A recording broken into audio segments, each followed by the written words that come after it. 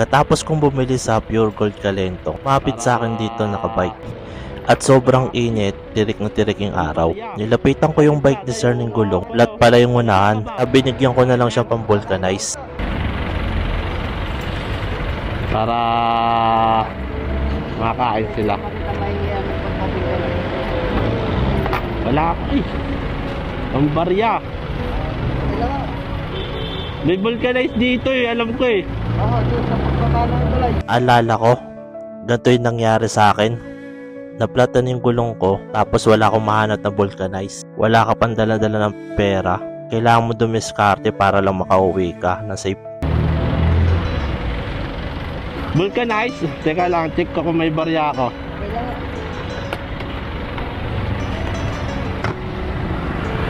Bakit flat? Saan ang flat? Ay, yung nga pala. Taga saan ka ba? Taga saan? San Andres? Pasig? Ha? Pasig? Hindi, dito. San Andres ano, Manila? Makati no? Bukid.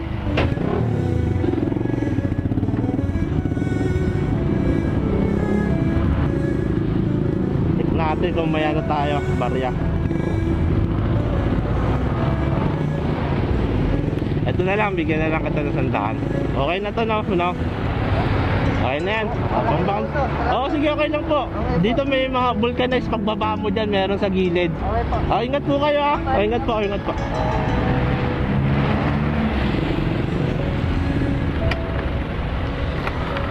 Naplat si Manong, nakawawang init. Naplatan siya.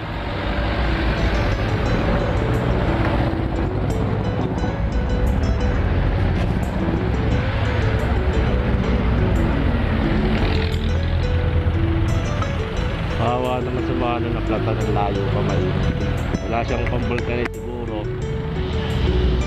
Naubusan siya ng pera or something, ano. Naghahanap pa siya ng makakain niya. Sakto.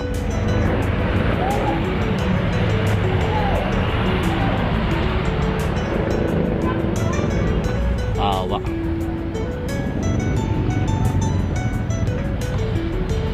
Go! Bahanin muna natin. Kung ano meron sa atin, kailangan ibigay, maliit man o malaki. Ang mahalaga, may natulong tayo kahit papano. Kahit may problema ka, kaya natin itong lagpasan. Maraming pong salamat sa panonood. Paalam!